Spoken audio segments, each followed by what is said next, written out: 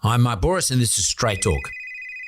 Hey, we have the skull of a Catholic cannibal sitting in our office and we don't quite know what to do with it. I'm sorry, what? I'm gonna need you to back this truck up a little bit. I'm Marc Fennell. You're very theatrical. No, you are. It's the jazz hands, isn't it? How did you become this creator? When it comes to me and making documentaries and podcasts and whatnot, I always say what I'm looking for is a small doorway into a big idea. I get off on new ideas. I get off on new stories. As soon as I find a story or an idea that I'm intrigued by, I completely vortex on it. Marc Fennell, welcome to Straight Talk. It's lovely to be here. I think history... Now, your name, it's funny. I haven't so much these days, but during COVID period, I listened to the ABC a lot. And I like radio. I love radio. And your name keeps coming up. I used to keep hearing your name on radio. And unavoidable. But on like ABC, the plague. yeah, you're haunting me. No. On ABC, what was the capacity I kept hearing your name there? Why would the ABC be saying well, there's a few things. I mean, I've done a radio show for them for the last decade, which is a tech show called Download This Show. Yep. I started a podcast for them in 2020 called Stuff the British Style, which ended up becoming this sort of massive global hit, and it ended up becoming a co-production between ABC and CBC, and then we did a TV series, and that I think that would have, in that kind of period, would have been around. I'm one of these weird people who I don't actually work for the ABC, but I'm sort of I do a lot of shows for them and SBS as well. So I couldn't pinpoint it down. I mean, the other thing is I do a quiz show for SBS that just plays every single night called Mastermind. So I am literally like a rash. I am around. You're busy then. I like to be busy, yeah. So who's Marc Fennell? You take me back a little bit. You look pretty young to me. Thank you. Flattery will get you everywhere, Mr. Bouris. It always does. But it's all relative too. That means I flatter everybody who's a guest because everyone's younger than me. But if I go back, how did you become this creator? Okay, so I had a really unusual kind of start in media and journalism. When I finished high school, I had a grand plan that I was going to be a graphic designer by day and a filmmaker by night. Don't ask me why there was a day-night separation, like the world's shittest superhero. And so I started doing graphic design, and the Australian Film Institute ran a young film critics competition. And I'm half Singaporean, so I have Asian work ethic. So I entered 3 times and I won. And I ended up going to 3 different names? No, same names. Look, their entry processes could use some work. What can I say? And it turns out I won. And so I went to community radio and said, hey, I can review movies. And actually, I think the thing most people will first remember me for is I was the movie guy for Triple J for many years. And I think for a certain generation of Australians, I'm probably best known as that. But it all started with being a film critic, and eventually it turned into making documentaries and interviewing people. And I chuck a lot of stuff at the wall is the short version of it. I can take you through all of it. Hopefully something sticks. Well, my life attitude is I've been lucky a few times. I've been given really interesting opportunities. And I think when you get lucky, you actually have to work to justify the investment that the universe has put in you. So I do chuck a lot of stuff at the wall. I do try a lot of things, and I generally have a view to say yes. As I've gotten older and had kids, and I've just spent 3 months filming around the world, and I've got mild jet lag, Mark, so bear with me here. But I do sometimes now think I actually don't have to say yes to everything. I actually can pick and choose a bit more what I do. But my instinct is always, oh yeah, I wonder if I could do that. Let's try it, see what happens. So do you overcommit?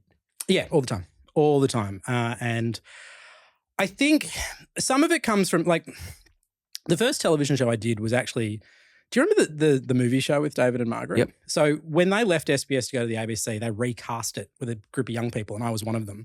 And I was 18 when I signed my contract, 19 when we started, and it got axed before I turned 21. And I do remember thinking, cool, so if I want to make stuff, I want to make TV, I want to make radio for a living, I'm always going to have at least 2 or 3 sources of income because this is an unreliable industry. And I've maintained that ever since. I've never had less than 3 jobs at any one time. But always in the same industry. Pretty much, yeah, more or less. And I think because of that mentality, I've always been of the belief that you should always have multiple fingers in multiple pies. And it's been surprising to me what sort of stuck over the years. Like if you told me that, making documentaries or making podcasts, if you told me that that would actually have become like a thing you can genuinely live off, I would have been like, no, that's madness. At the time. But now, I think the mixture of what I do is like I describe what I do now as I'm just professionally curious, and I turn them into stories, whether they're television shows or podcast documentaries for Audible or the ABC, whoever. My job is to be professionally curious and work out how to take that curiosity and turn it into stories that other people would like to buy into, would like to listen to or read or watch. And I think so long as I kind of maintain that curiosity, as long as I'm finding stories and things, I'm like, actually, I really do want to spend 6 months of my life exploring that, then I'm doing okay. But if you lose your sense of curiosity, if you lose your sense of excitement about a story or a character or something like that, that's usually the cue that you need to start shoving your energies in a different direction. I find, for me anyway. I want to come back and talk about curiosity in a second, because I find that is one of the most powerful emotions that we have, particularly if you're in business, in a creative industry, business and creativity, where those two to go together. Curiosity is like the most important ingredient, I think.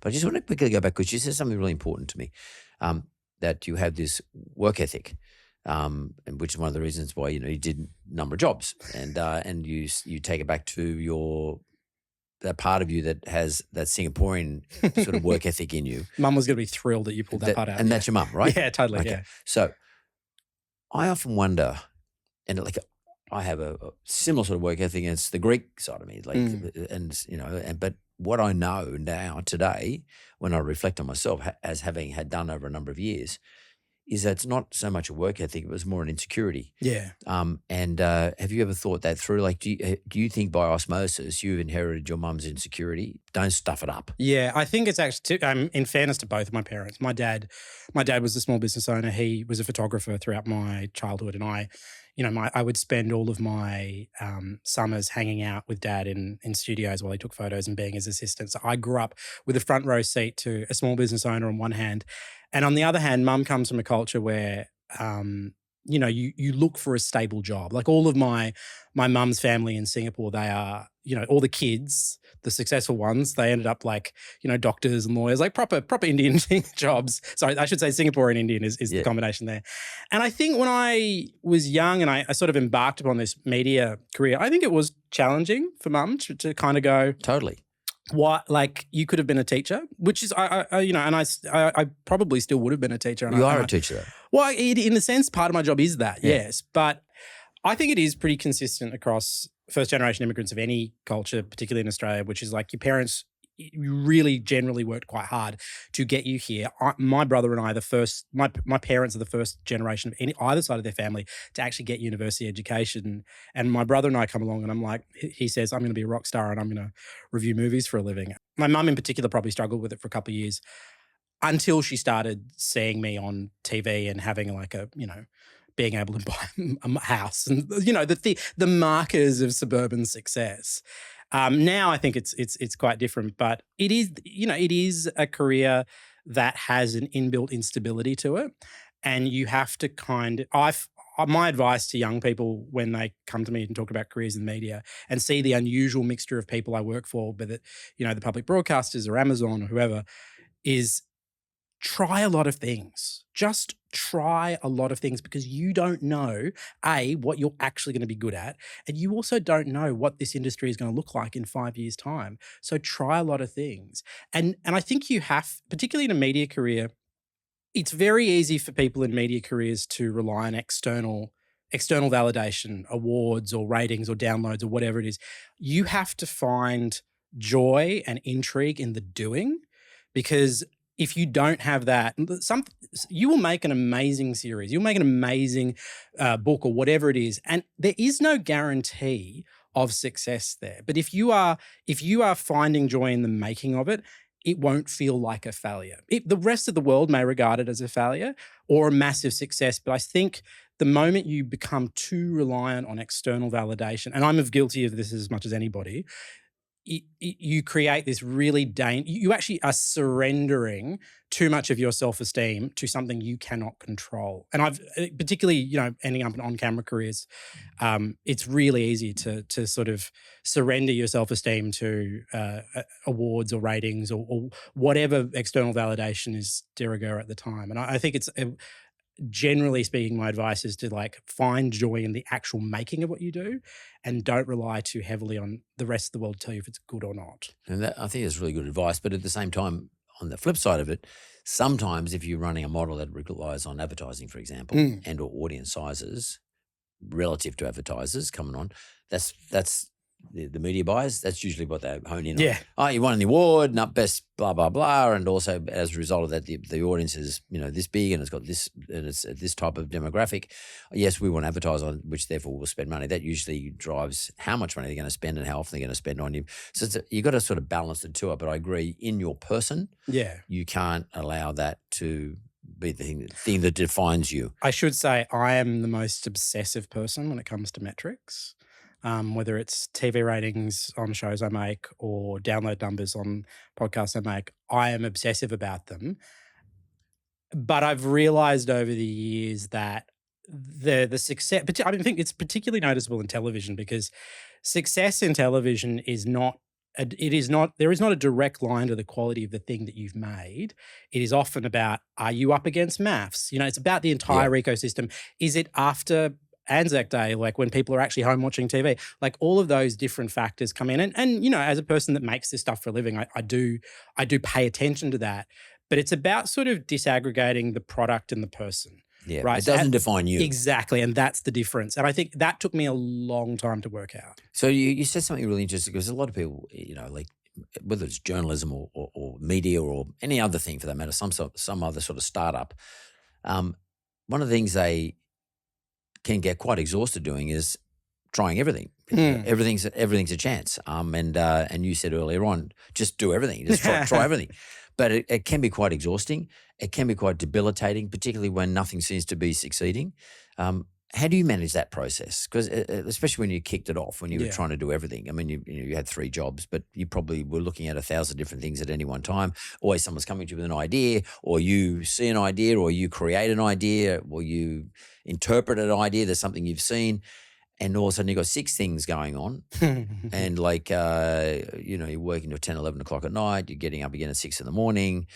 You might be just together with a partner. You might be just about to have a kid. All these competing interests. Yeah. How did you work your way through that stuff? Not always well. To be real, anybody that pretends like they can juggle this stuff is probably lying, and definitely lying to themselves. I've got 2 kids. I've just spent 3 months on the road around the world filming a show. It's not the concept of work-life balance is this nice ephemeral thing that I don't think it's really distinct for every person, every family, every combination. To come back to your actual question about how do you manage it, I do burn out. I usually don't realize it until too late. I don't realize it until I've got this big long list. I'm like, what the fuck did I do? What do I do now? Or what do I do now? Right? Because you're committed. Yeah, exactly. You can't. I don't back out of things. You just do them. Yeah. And you do them until 3 o'clock in the morning. The last couple of years, I probably have hit this sort of moment where I've just been like, I can't do all of it. I kind of had this conversation with some of the people I work with, which is I can do it all. I just can't do it all at the same time. So we can do that project, but you will have to wait until October. And I think that's really hard, because the sort of your scarcity mentality tells you, no, bite off more than you can chew now. You'll be fine. Just chew and get indigestion.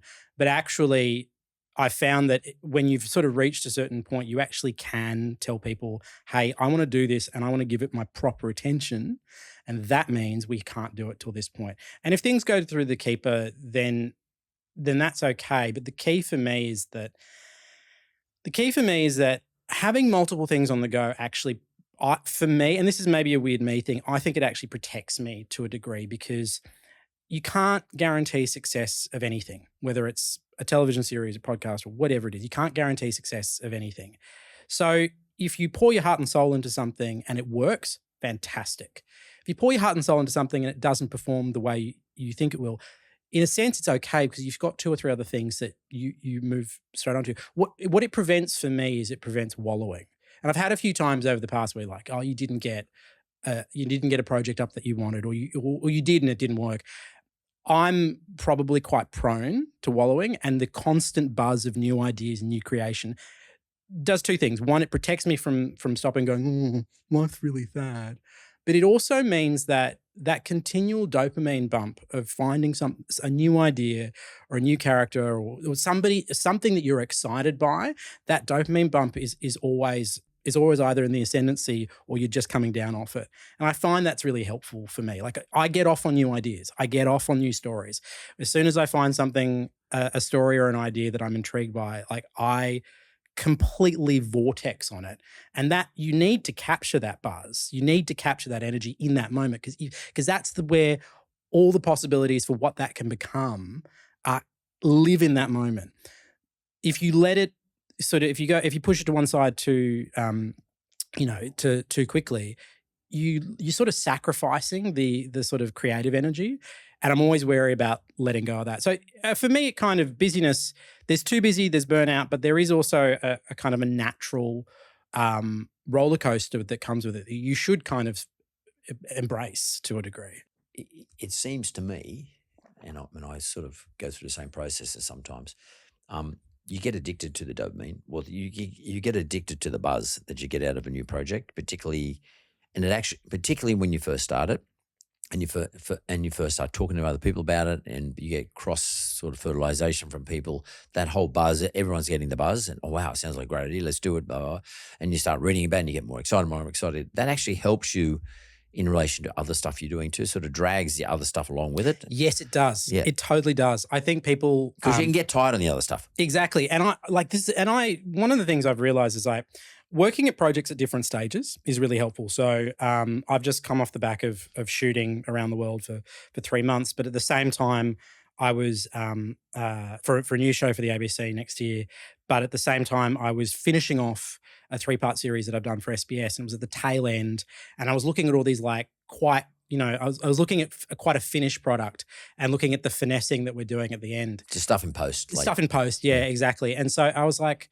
And I remember watching the stuff. I was sitting in a hotel room in the Amazon, of all places, watching something that I'd shot in WA around this time last year. And I was like, that's a good idea. We did do that. That worked well. I wonder if that idea for, a shot or a sequence, I wonder if we could do something similar on this thing that I'm shooting tomorrow. So there's a little natural benefit from having projects at different stages at any one moment and letting them cross-pollinate each other. When it comes to me and making documentaries and podcasts and whatnot, I always say what I'm looking for is a small doorway into a big idea. So one sort of, one really accessible one-line idea that you can say to people and they lean in and go, really? And that door, and what the way to know if that's actually going to be a worthwhile project or worthwhile series is what does it open up? So stuff the British stole is like, objects taken in the days of the British Empire. When you scratch the surface on them, it actually tells you how the British Empire really operated and how it changed our lives today. It's a small, quirky idea that opens up something big, and that's often what I'm looking for. And as you get too deep into making anything, when you've got mountains of interviews, it can be easy to kind of just your eyes get crossed and you go, I don't really know what I'm doing anymore. It's helpful to be on the other trajectory on something else to remind you that these things only work if there's a simple, clear idea you could explain to an audience, and then it has to go somewhere and unveil something bigger. How important is it to you to be an adventurer? I mean, like you're not climbing mountains, but you are climbing mountains. So you are taking risks, and you are pushing boundaries. It's funny because if you ask my wife or my kids, they'll be like, Dad, you couldn't get past the first level of the Eiffel Tower. You have a shocking fear of heights. I'm like, I'm actually basically quite a risk-averse person. But if I think something's going to be worth traditional risk. Yeah, exactly. If I think something's going to make I will also do just about I was about to say I'll do just about anything on camera. That's not true. I won't. But I do think that if I think going to the edge of a cliff or a desert or a jungle is going to help an audience understand something better, then I'll absolutely do it. provided the money's there. You know, like this series that I'm working on, which is the next series of stuff the British style comes out next year. We literally did deserts and, you know, cliffs and islands and the Amazon jungle. And it's like, but it's not just for the sake of being an adventure. It's for the sake of telling a story and making sure that people who are sitting there eating their dinner at 8 o'clock at night on a Tuesday, who are paying 10% of their attention, which is usually the amount of attention we pay to television, it's my job to bring you into a random chunk of history. And part of that is about taking them on an adventure. It's not really about me going on an adventure. It's about taking them on an adventure. And I take that quite seriously because that's, you know, why we live in an era where there's so much media, like there's tons of it. I'm competing with Netflix, Amazon, with everybody, right? If as an Australian television production, you have to compete with what everybody else in the world is offering. And I think part of that is about offering something that hopefully stands out. And I will go anywhere and show anything if I think it'll help an audience understand the story that I'm trying to tell. Well, it's amazing. So all these various platforms, Netflix, Stan, all of them, Channel, ABC, whatever, they're all telling stories. I mean, all the shows are about storytelling, and storytelling has become a big thing. And I mean, once upon a time, no one actually talked about storytelling as an art. Yeah, that's what you've been doing for a long time. Where does that come from? Like, have you always been someone who like to tell, share your stories and/or your interpretation of things that are stories to other people? No. What I do recognize I did from very young was listen. Because actually, I'm not usually telling the stories for myself. It's usually when you make documentaries, actually what you're doing is you're curating other voices. And that's the thing that I learnt quite early that I did. And I always feel weird saying this in interviews because here I'm just rabbiting on about me. But one thing I realized very early on is I loved listening to other people tell their stories. And I loved creating an environment where people felt comfortable sharing with me their life experience. So for about 8 or 9 years, I did a current affairs show for SBS called The Feed. And my primary job was just talk to famous people. And I loved the challenge of people look down on celebrity interviews. I love the challenge of them because usually those are people that are bored. They've tell the same stories 1,000 times. And I love the challenge of you've got 15 minutes with Tom Cruise or Jamie Lee Curtis, whoever it is. How do you create an environment where they feel comfortable showing an authentic side of them and they're intrigued enough to want to offer something of their life to a random Australian that they have no reason to care about? I like the challenge of creating environments where people feel comfortable sharing something that is identifiably authentic, not just to them, but to the third person in the room of any conversation, which is the audience. And so that's probably the thing I brought with me in throughout all of these, which is like, it's not just about me telling a story. It's about me painting a story with other people's life experiences. And with that comes a bit of a responsibility, you know? So I think it actually starts, says the guy who's rabbiting on about himself, with listening.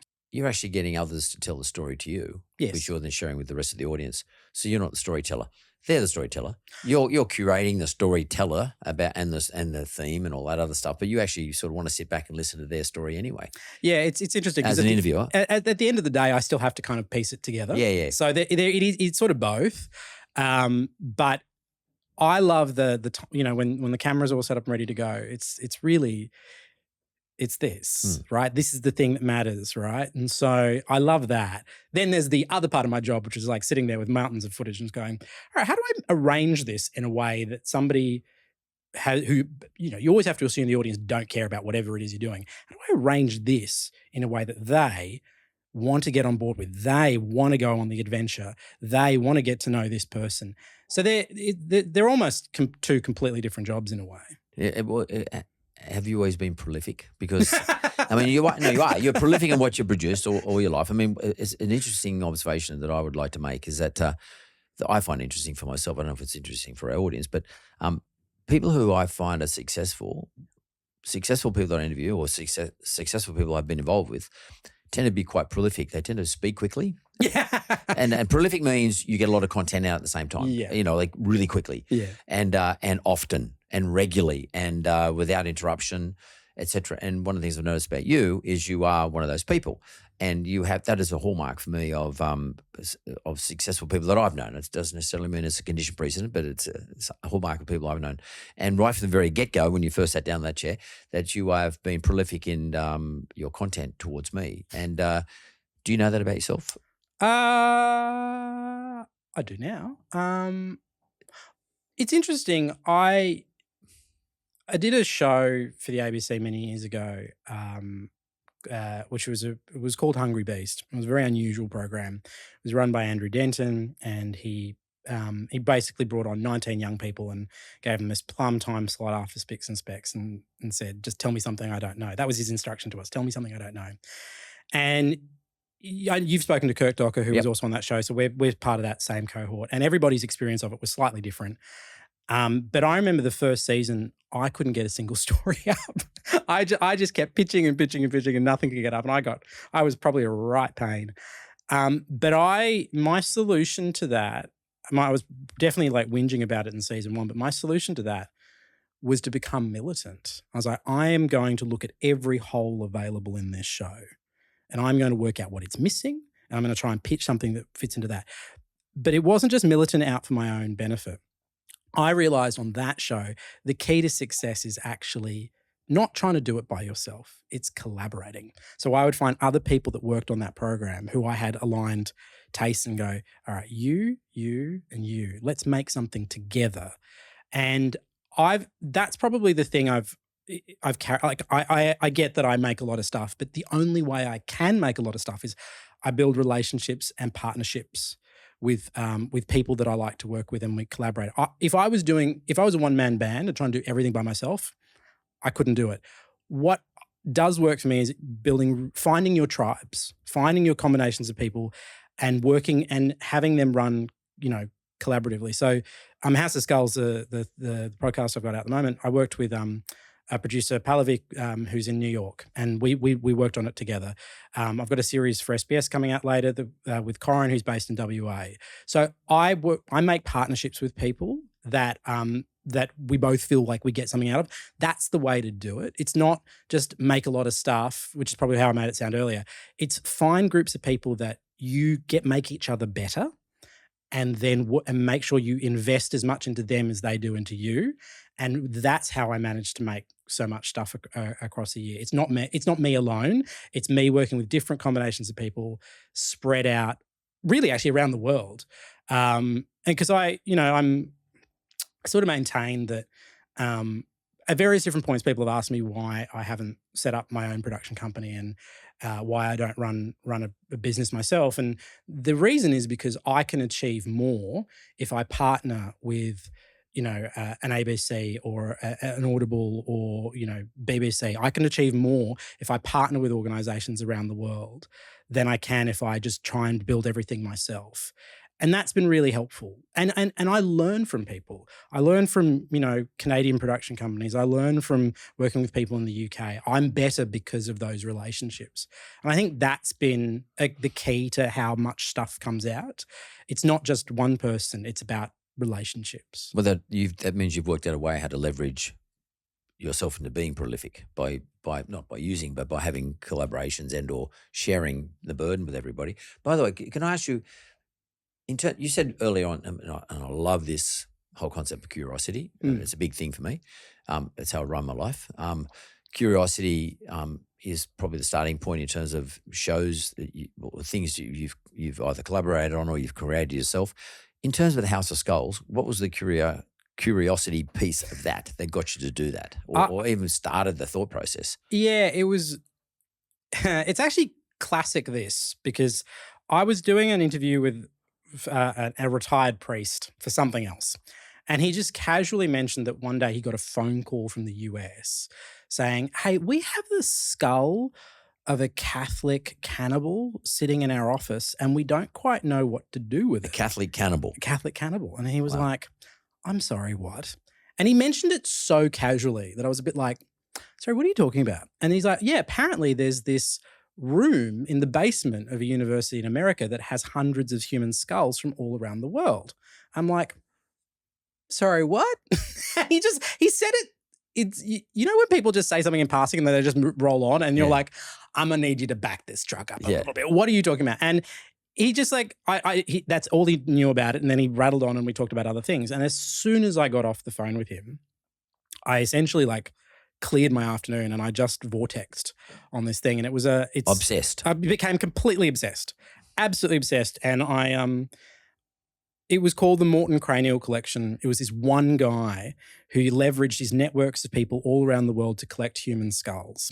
And the reason he was doing it, he was trying to prove a theory, which is that you and I, all of us, we're actually not one race. We're different races. And different races have different brain sizes, which means there's a hierarchy. And he was basically trying to prove, essentially, white people are the smartest, brown people are the dumbest. What period is this? So this is the 1900s. Okay, go on. And so, but the weird thing is the collection still existed.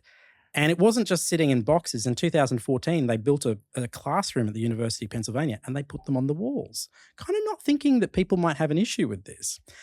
And so the thing that stood out to me is, okay, firstly, why did he put it together? Sure. But also, what do they do with it now?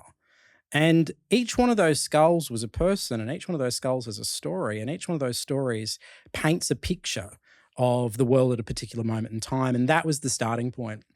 And I remember writing down the House of Skulls because I knew from the beginning that's what we were going to call it. Titles either come really fast or they take forever is my other advice for anybody making things. If you have a title, write it down. And it was the curiosity. I realized very quickly that the engine of pick a different skull and try and tell the story of that skull. These are people that had become specimens. And so my kind of mission was, if I could take what little detail we have of those skulls and try and return their story back to them, find out what happened to them, how they ended up in that collection, I could tell a very big picture about, firstly about race and how because this guy, his theories ended up influencing a whole bunch of lawyers and doctors throughout America. It's kind of the beginning of this. It's kind of a crucial part of the story of race, not just in America, but around the world. But it's also a story of medical science because we're all the beneficiaries of centuries of medical science. It was built on grave robbing. Like that's how they learned about our anatomy. That's how they learned about which bone's connected to the which bone. So our medical science that we benefit from every day has this really grotty history that we don't really like to acknowledge. So it's also a bit about that as well. And so it's a strange, one strange little chapter, like footnote in history, but it connects to big things. It's about race, it's about science, it's about history. It's big things that actually do shape our lives. And there are skulls in that collection from every corner of the earth. There are skulls from Greece. There are skulls from India. There are skulls from Tasmania. There are skulls from everywhere. So it was inherently global and incredibly niche at the same time. And I always look for stuff. I always look for stories that they may seem small, but they get very big very fast and they tell very big stories.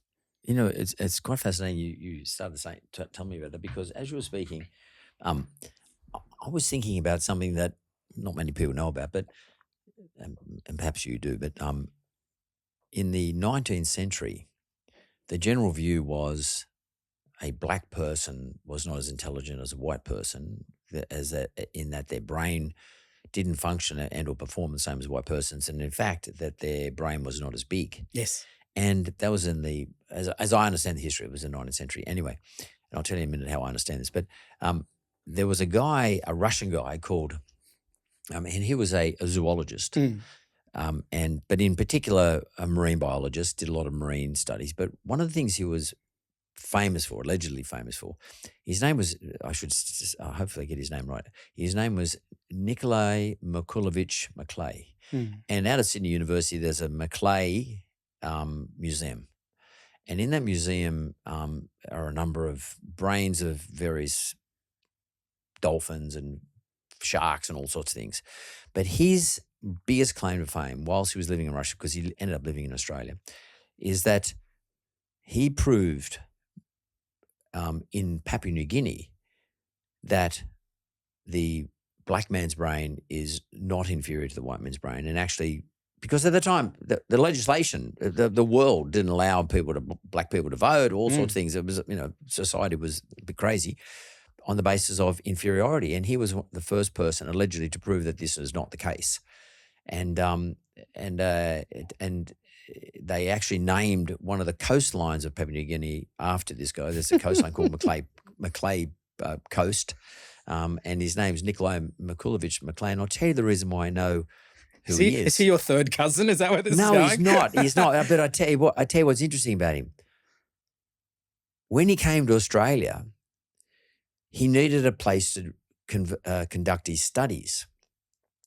And the New South Wales government, because this is before Federation, the New South Wales government raised money by subscription to build a house out of the local sandstone, which was like 100 metres away in a place called Green Point in Sydney.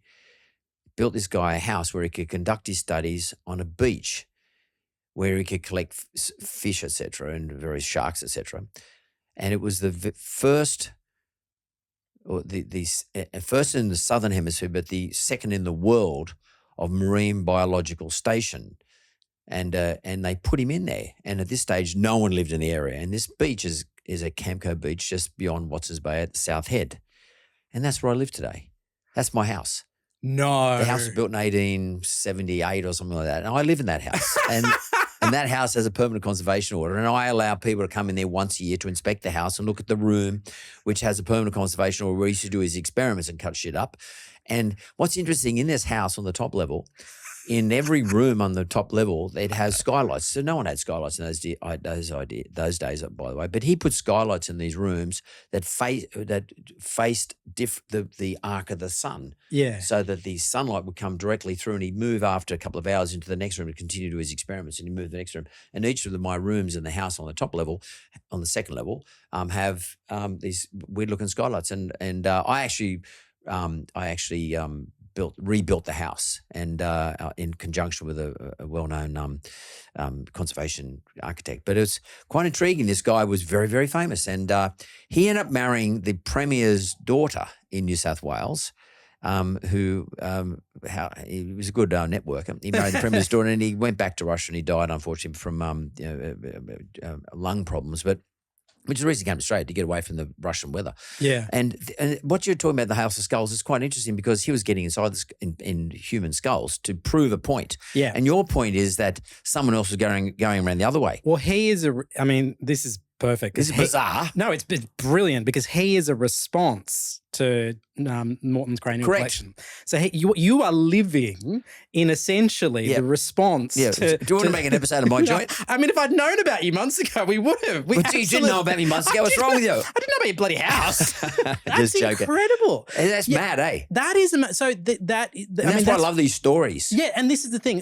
They're mysteries. Like, I think I always say with this stuff, like, nobody wants a lecture on decolonialism or race. Nobody wants that, right? Yeah. Certain people do. Most people don't, but people love a treasure hunt. People love a mystery.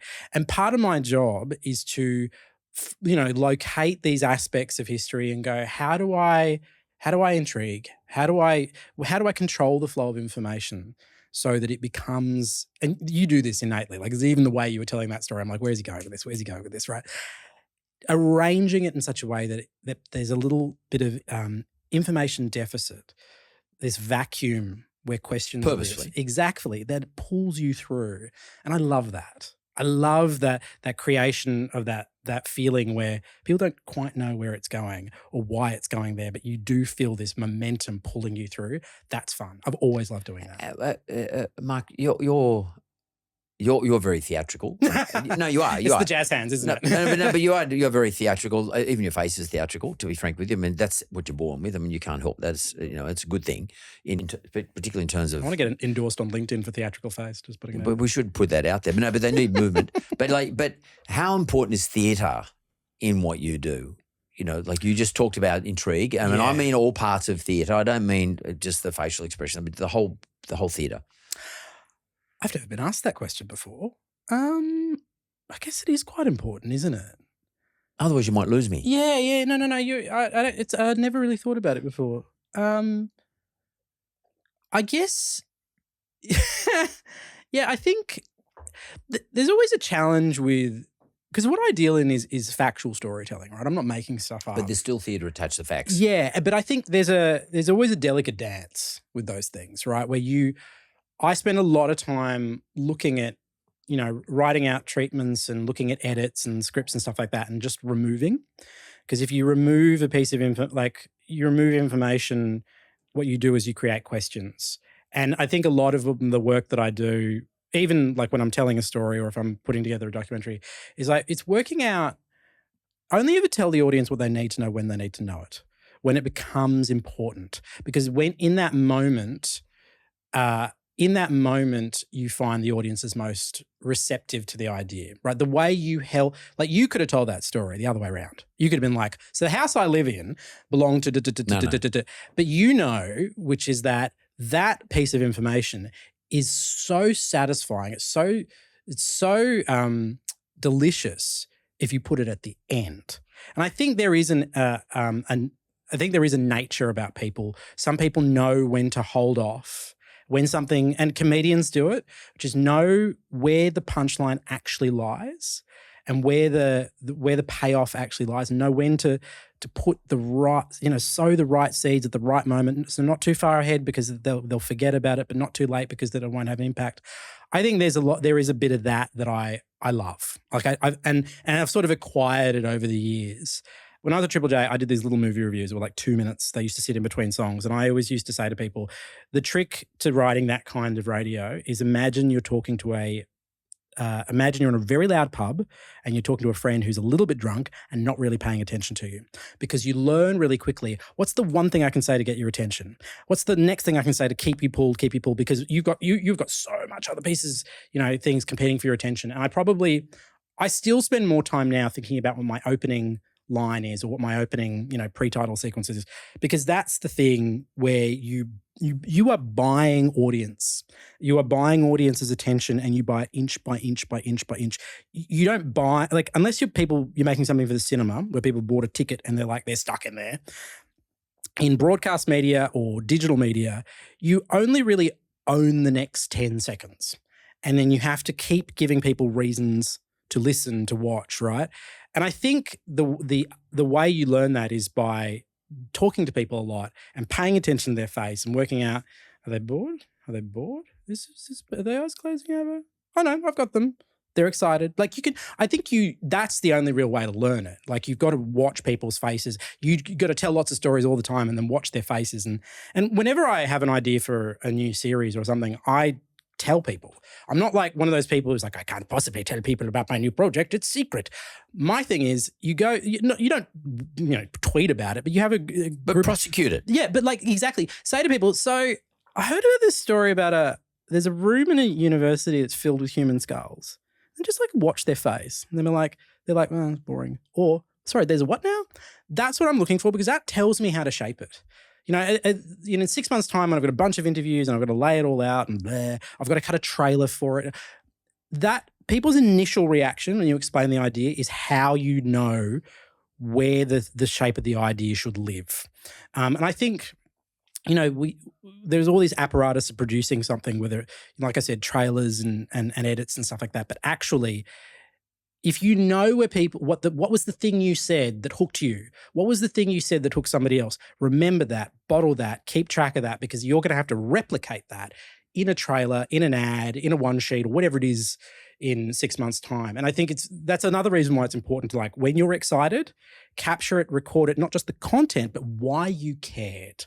Does that work for you in the title? Because I mean, no, because of the title, the title's important. Like you said, you would want to write down straight away, particularly the moment you got excited. I mean, people out there setting up businesses and they're looking for a business name.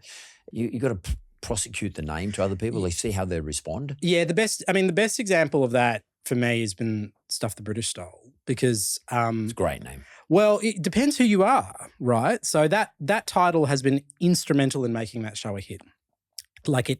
The biggest audience for that show is in the US and outside of Australia, and Americans get it. People in any country that was colonized get it.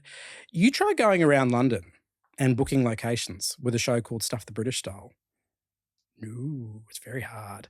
So that title, was the first thing pretty much that, like, I was like, that's what you have to call it that. And it was instrumental in making it what it is, but it creates real problems. Like, you're trying to get British people to talk to you. Like, it couldn't possibly be a show with that name. But in itself, isn't that a good thing? I think you have to upset somebody. Well, I mean, the thing with that show is I think history, particularly the history of the British Empire, hides a lot behind politeness. And I think there is an impolite version of history that people don't like to tell.